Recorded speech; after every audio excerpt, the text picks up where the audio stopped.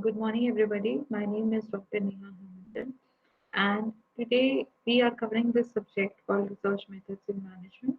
And today we are going to cover a new topic, which is part of inferential statistics, which is called as parametric test. So we are going to cover this topic of parametric test. And the lecture objectives of today's class is to understand the difference between parametric test and non-parametric test, to understand the various and the most famous authentic parametric tests that have been used by researchers like ANOVA test and t-test. So these are the lecture objectives of today's class. Now let me give you some introduction of what is inferential statistics first, because we are studying the first part of inferential statistics, which is called as parametric tests or parametric techniques. So, as we have already studied that there are two parts of data analysis. The first is called as uh, descriptive statistics, and the second is called as inferential statistics. Whenever we start with data analysis, we start with descriptive statistics. Now, descriptive statistics tell us about the characteristics of your sample. So we calculate mean, we calculate mode, we calculate median, we calculate standard deviation, right? Now, this descriptive statistics has also two parts. The first part is called as measure of central tendency, and the second part is called as measure of dispersion, right? Whenever you are finding out measure of central tendency, you are basically finding out about what is the middle point of the data or what is the central point of the data. So in measure of central tendency, you are finding out the middle point in the data. In the measure of dispersion, you are finding out that how much the data is scattered or how much the data is uh, spread around the central position, which is mean, mode, and median. So the this is all about the descriptive statistics. Now let us come to inferential statistics. When we talk about inferential statistics, we are talking about the inference. We are talking about the conclusion of a particular data, right? So that is called as inferential statistics. Here, what we do is we actually apply some statistical test on the data, and we try to find out whether to reject the null hypothesis or accept the alternative hypothesis, and find out the relationship between variables. These all things are being done in the thing which is called as inferential statistics. Okay, so statistical tests are intended to decide whether a hypothesis about distribution of one or more population or sample should be rejected or accepted, right? So what are the basic motives of statistical tests? They are intended to decide whether a hypothesis about the distribution of one or more populations should be selected or should be rejected, right? So again, the statistical tests are of two types. The first is called as parametric test, and the second is called as non-parametric test. Now, after you find out the median, the middle point, measure of central tendency, and the dispersion of the data, you are clear about the characteristics of the sample. Now, once you are clear with the characteristics of the sample, you have the basic parameters. If the population is perfectly normally distributed, then you can apply parametric test because that population is complying with the parameters of parametric test. If your population is not complying to the parametric test, or uh, if your population doesn't what should I say, doesn't follow uh, the parameters that I have described you just now, then you can apply non-parametric test. Now, one thing that we have to understand here is that parametric tests are those tests which comply to a particular parameter, and non-parametric tests do not have any prerequisite to be fulfilled.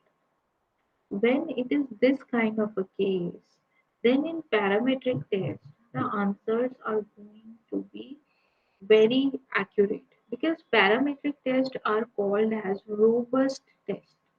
Now, what are these robust tests? These robust tests are those tests which has high probability of accuracy as compared to the non-parametric test. The accuracy of your answers is going to be high as in parametric test as compared to the non-parametric test. Parametric test is a statistical test that make assumptions about the parameter of the population distribution from which the data is drawn, right? So what are the assumptions that you make about the parameters of the population? The first and the foremost important thing is that it is normally distributed, right? It is very important to find out that whether your data is normally distributed or not. And the first and the most important parameter that needs to be followed when you are using a parametric test is that your population distribution should be normally distributed. Normally distributed means the mean, mode, and median in a particular population are coinciding. That means the mean is same, the mode is same, the median is same, and they are coinciding with each other. So that becomes a perfectly normal distribution. Or when you divide the graph into left part and right part, they are the mirror images of each other. So you will get a bell-shaped curve in which the 68% of maximum part is in the middle, right? Then you go a little further, 95% part, and then you go the farthest, 99% of the part is covered, right?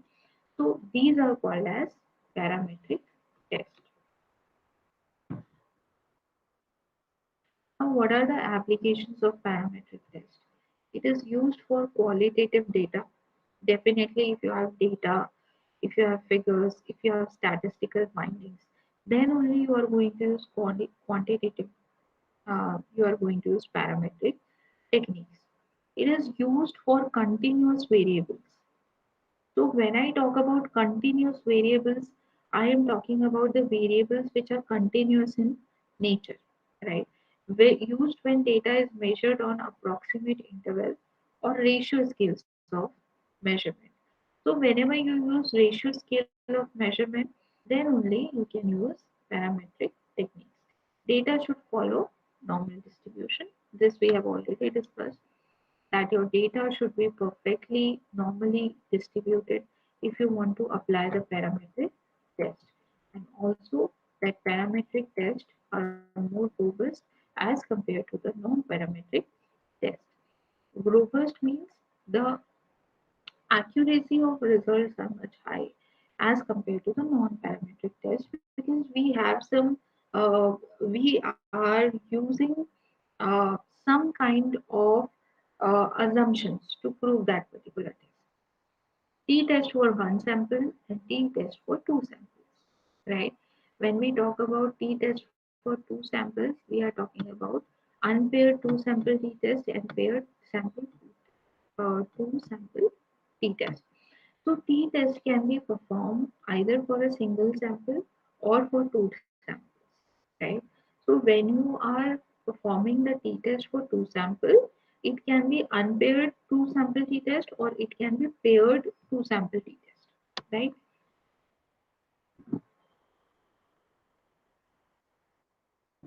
Another technique that we understand in parametric test are ANOVA technique.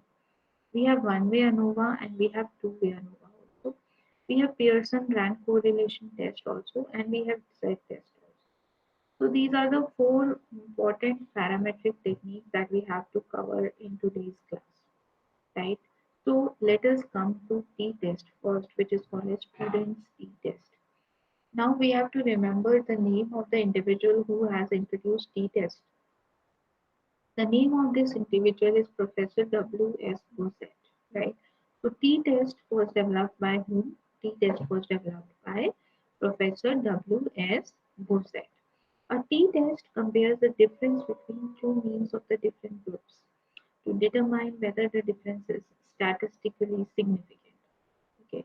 So what are we doing in t-test? We are comparing the means of two different groups, and we are trying to find out that whether the difference is statistically significant or not. See, I have already given you in the last lecture, I have told you that we have to calculate p-value, or whenever we do any particular test on SPSS, we get a p-value. Now, in that p-value, or we call a level of significance, is 0.05 or less than 0.05, then that value is statistically significant. Otherwise, that value is not statistically significant, right? So, in this t-test, we are going to measure the difference between the means of two different groups, and we want to determine whether the difference is statistically significant or it is not statistically significant. Next is one sample t-test. As we have discussed, that t-test can be of two types. One is one sample t-test and the other is two sample t-test. So first we are going to take with one sample t-test. What are the assumptions that we make? Population is normally distributed. Sample is drawn from the population and it should be random, and we should know the population mean. So again, in one sample t-test, which is a good parametric test, we have some assumptions that we have to follow, and we have two assumptions which we have to keep in mind. The first assumption is that population is normally distributed. Normally distributed means the population is a bell-shaped curve. It is not skewed, and the mean, mode, and median are coinciding with each other, or they are equal to one another.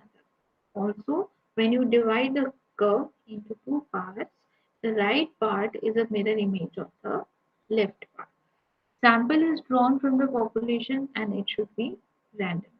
So whatever sampling techniques you are using, it should be random sampling technique, right? Because in random sampling technique, the probability of getting the accurate results increases, right? Because every individual in the population has equal chance of getting selected. Okay, so sample drawn from the population, it should be random. Next is we should know the population mean.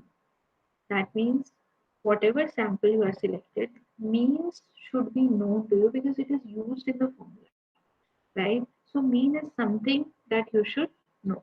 Next is conditions. Population standard deviation is not known, and size of the sample is small. That is as small as 30 sample size. So this the one of the most famous demerit of the t-test is that you cannot use a sample which is more than 30 of size. And generally whenever we are doing research studies, we are using a sample which is of 500 sample size or minimum 100 sample size. So that's why it is important to understand that standard size of the sample should be small, and as small as 30 observations.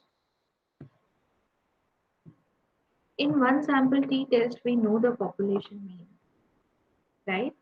We draw a random sample from the population and then compare the sample mean with the population mean and make a statistical decision as to whether or not the sample mean is different from the population.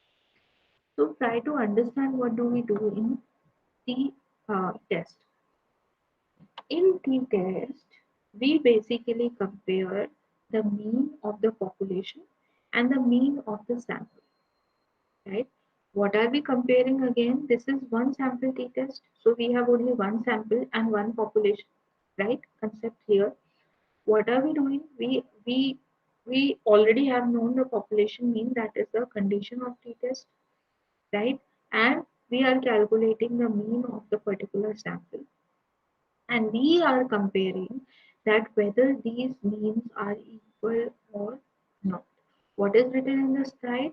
We draw a random sample from the population and then we compare the sample mean with the population mean and make a statistical decision as to whether or not the sample mean is different from the population, right? This is what we are doing. Let x1, x2 up to xn can be random sample of a size n which is drawn from a normal population with mean which is equal to mu, right? Mu is a symbol with which we always denote mean and variance of sigma square, right? What is the formula of standard deviation? Root over variance is standard deviation, right? So sigma square. Now, what is the null hypothesis? Null hypothesis in t-test is that population mean is equal to a specified value. Under H naught, the test statistics is equal to x minus mu divided by s divided by s root over n. So this is the formula of null hypothesis in t-test.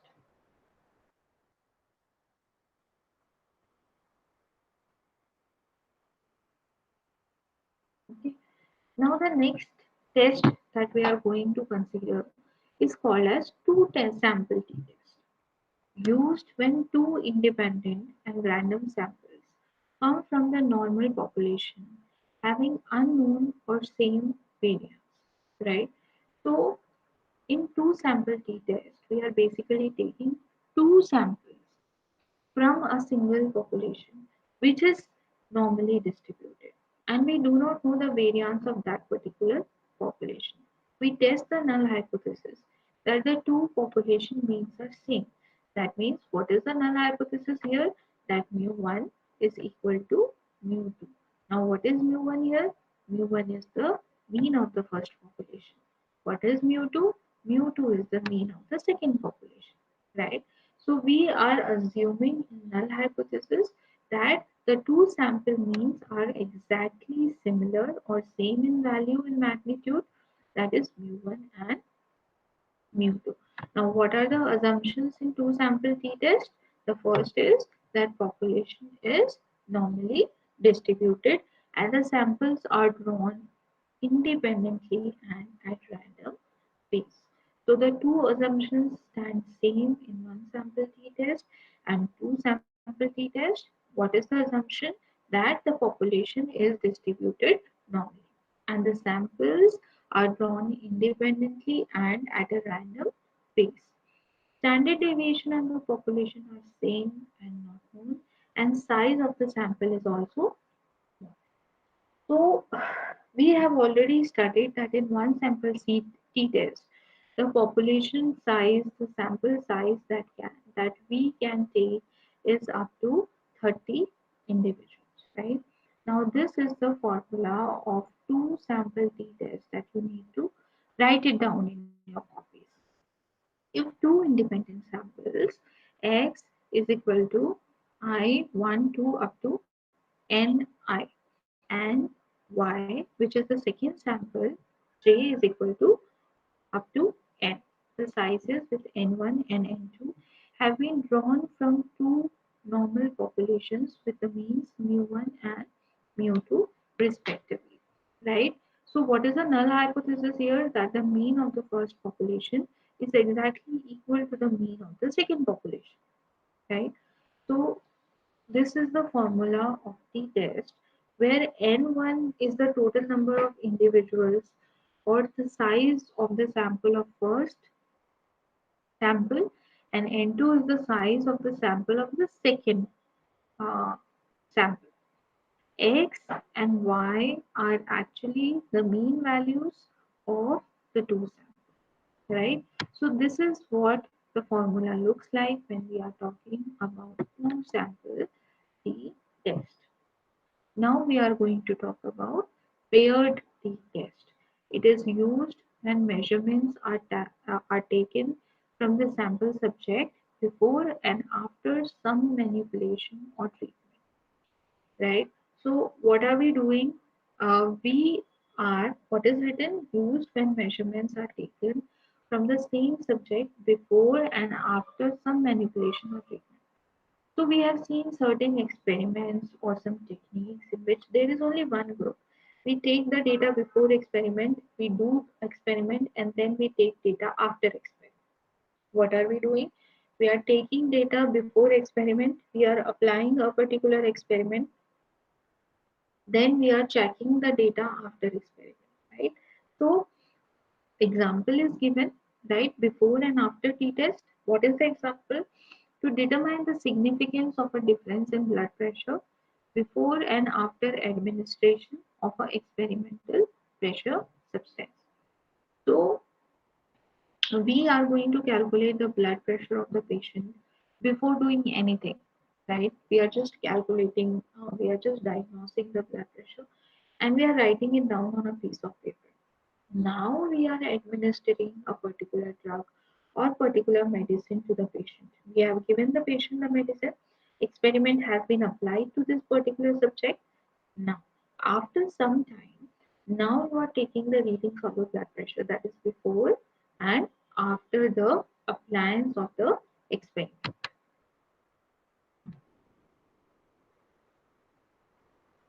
Now, what are the assumptions? Assumptions are that populations are distributed normally and samples are drawn independently and at random pace. Okay, populations are distributed normally and samples are drawn independently and at random pace. These are the assumptions. Now, what are the conditions? Samples are related with each other. Samples are size of the sample may be equal, are small and equal. So the two samples that you are taking from two different populations, they should have equal or small sample size. Standard deviation in the population are equal and not known. So you do not know what is the standard deviation in that particular sample. These are the conditions in paired test. Now this is the null hypothesis. Null hypothesis mu is equal to 0. Under null hypothesis, this is the statistics. T is equal to, see these are the things or characters which are written in the formula. D stands for difference between x1 and x2. D bar refers to average of D. S stands for standard deviation. N stands for sample size. Okay, so this is how we calculate the null hypothesis. This is the formula that we have to write it down in our copies so that we do not get confused between one sample t-test, two sample t-test, and paired t-test.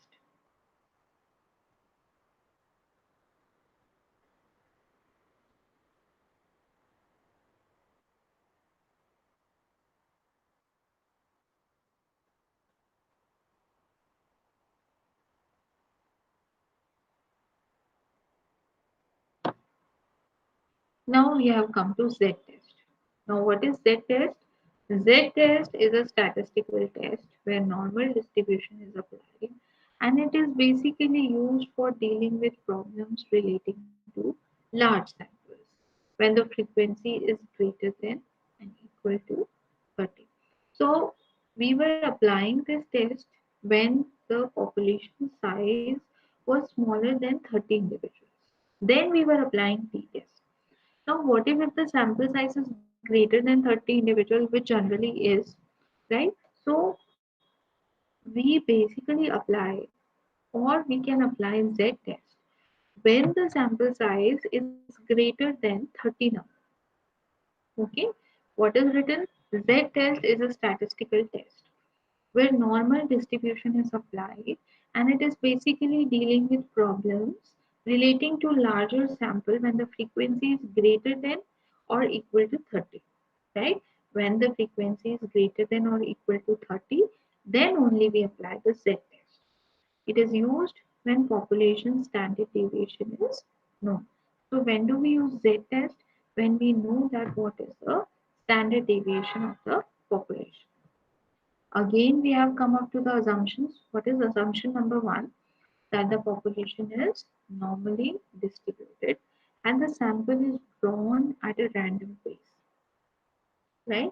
Population is normally distributed and the sample is drawn at a random pace.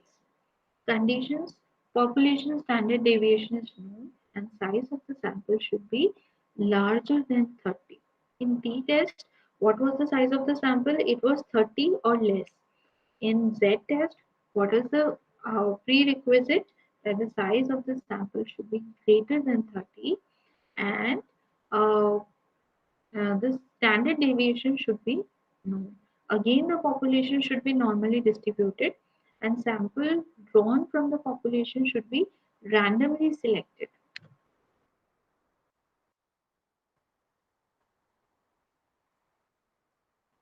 Let x1, x2 up to xn be random sample size or um, from a normal population with with mean mu and variance sigma square. Let x bar be the sample mean of the sample of the size m, right? So what is x bar? X bar is the sample mean, and what is n? N is the size of the sample that you have taken. Now, what is the null hypothesis here? Null hypothesis is equal to a specified value, which is mu naught. So mu is equal to mu naught, right? That is the null hypothesis.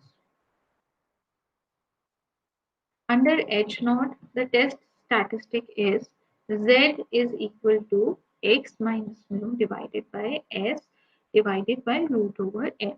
If the calculated value of is less than the table value, so Z as 5% level of significance, H naught is accepted, and hence we conclude that there is no significant difference between the population mean and one specified in H naught as mu, right? So what is the null hypothesis here? That there is no significant difference between the population mean and the sample mean, right? This is what we are considering in null hypothesis. Now we have to find out the value of z with this formula that is given, right? So whatever value you are getting of z should be less than table value. So we have a table, we have a z table value. You have to find out, compare the calculated value of z and compare this with the table value. Now z at 5% level of significance, H naught is accepted, and hence we conclude that no significant difference between the population mean and the specified mean, right? So that was Z test. The first thing that we need to keep in mind is that whenever the sample size is less than 30 individuals, we use which test? We use t test. Whenever the sample size is greater than 30 and you want to compare the means of the two population, then you use which test? You use Z test. Now we have come to coefficient correlation. Coefficient of correlation, or it is called as Pearson's R correlation.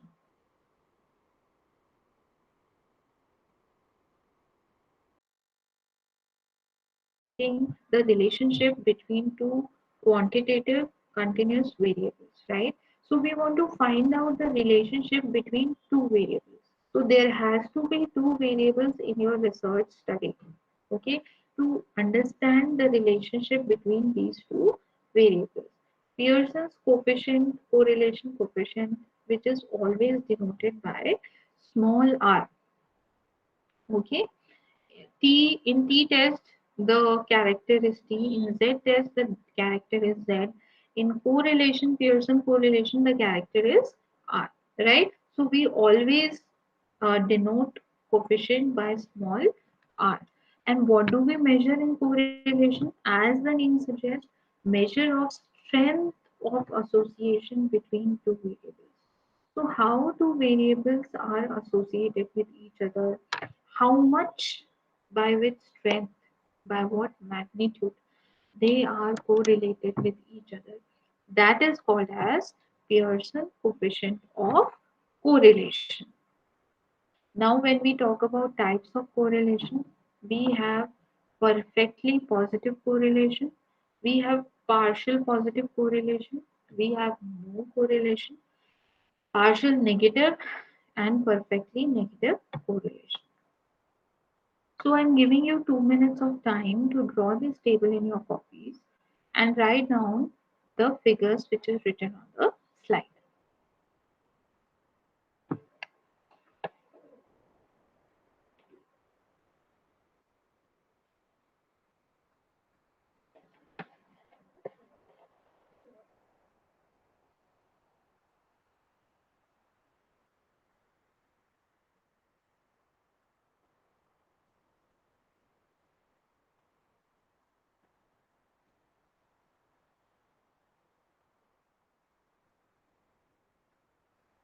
Okay. So the answer will be perfect positive correlation if the R value is equal to +1. It will be partial positive correlation if the R value is between 0 and +1. Okay. Partial positive correlation means, for example, your value is zero, zero 0.5, zero point 0.6, zero point 2, right? It is between 0 and +1. So it is partial positive correlation. Next is no correlation. When your R value is 0, 0 means no correlation. Next is partial negative correlation. So in partial negative correlation, the R value should be less than 0 and it should be greater than -1, right? So the value should be between 0 and -1. Partial negative correlation and then perfect negative correlation if the R value is coming out to be -1. So this table is very important, the R values that you need to remember. It is better you draw this diagram in your copy, this table in your copy, and remember how do we find out the correlation between the variables, right? So these are the correlations. After that, we have to study the final test, which is called as ANOVA test, or we call it as analysis of variance. Analysis of variance, or in short, we can call it as ANOVA test. So, what is ANOVA test? ANOVA test is a collection of statistical models used to analyze the difference between group means or variance. It compares multiple groups at one time and it is developed by R. A. Fisher. Okay. So, what is ANOVA? ANOVA is a collection of statistical models which is used to analyze the difference between group means or variance. So, again, what are we doing? Through the collection of statistical models. See, we have collection of statistical models because we have one-way ANOVA, two-way ANOVA, three-way ANOVA. Hmm?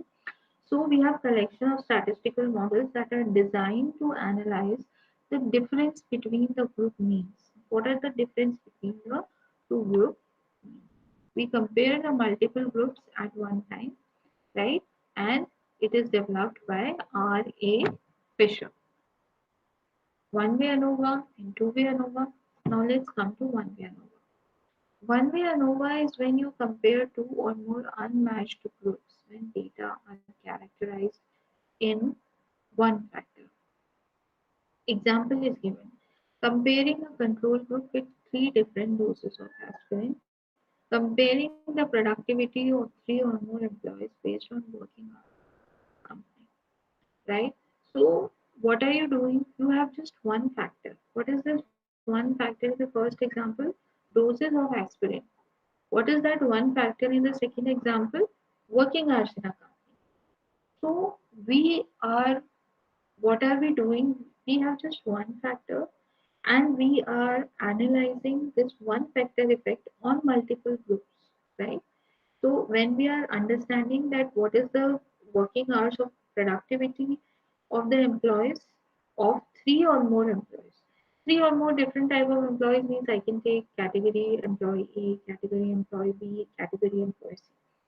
So the only thing that we do in ANOVA is we have a one factor or single factor and we are understanding that unmatched group, two or more groups, how they are impacted on this one particular factor. This is what we are doing in ANOVA. Then we have two-way ANOVA.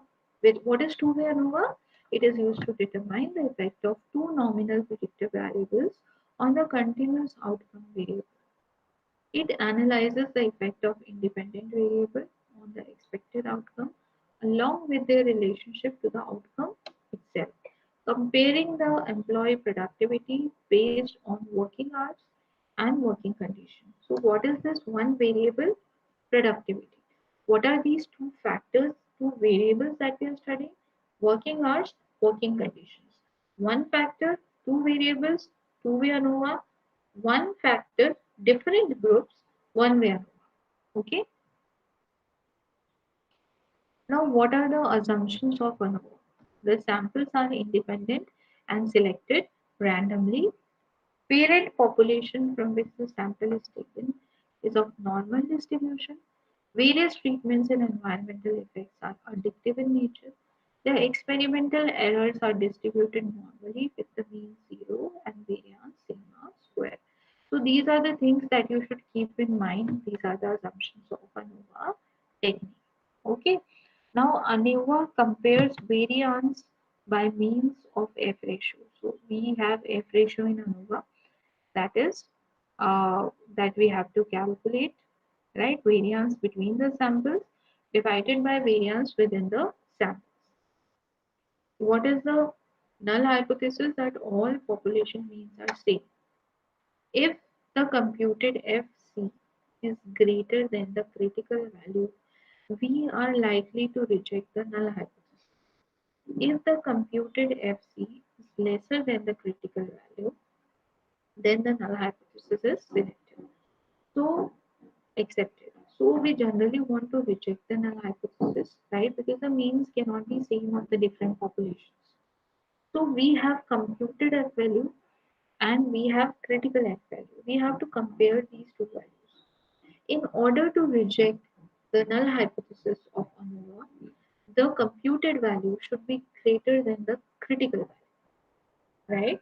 The computed value should be greater than the critical value. Both of the values will be shown in the SPSS table, right? For example, this is ANOVA table is given, right? Between samples or group, sources of variation we are understanding, right? Between samples or group, treatment sum or squares is given, degree of freedom is given, mean squares is given, and F ratio is also given. Now, this is a table that we need to understand, in which we can understand that what is the variation, you know, what are the areas in which different statistical tests should be used. Okay, for example, if you are comparison of two paired groups, sample size should be 30 or less than 30. Use paired t-test. Comparison of two unpaired groups, use unpaired two sample t-test. Comparison of population and sample drawn from the same population, use one sample t-test. Comparison of three or more matched groups but varied in two factors, two-way ANOVA. Comparison of three or more matched groups but varied in only one factor, use one-way ANOVA. Correlation between the variables, you can use correlation, Pearson correlation, which is denoted by R, right? So in today's class, we have discussed about t-test, we have discussed about ANOVA, we have discussed about correlation, right? So these tests are very important parametric tests that you need to understand, and uh, you need to get a good understanding of why these tests are important and where these tests should be used. Okay, now I'm going to ask you two questions and you have to answer that. My first question is whether ANOVA is a parametric test or non-parametric. Option A is parametric, option B is non-parametric, C is none of the above, and D is I don't know. The answer is it is a parametric test. My second question is which of the test has a limitation of using only 30 samples? A is t-test, B is ANOVA, C is correlation, D is none of them. Right. So the answer is t-test or student t-test. Right. So I'm giving you a small assignment. You have to find out any one problem of t-test, any one problem of correlation and ANOVA online, or the book that I've given you is C.R. Kothari. So find out any one problem in these three tests, solve those problems, and get more clarity on this topic. So I think that's it for today. I have covered parametric tests. All important parametric tests have been covered. Formulas has been shared. Now you have to practice, revise, and prepare this topic. Thank you so much for joining. I am ending the class now.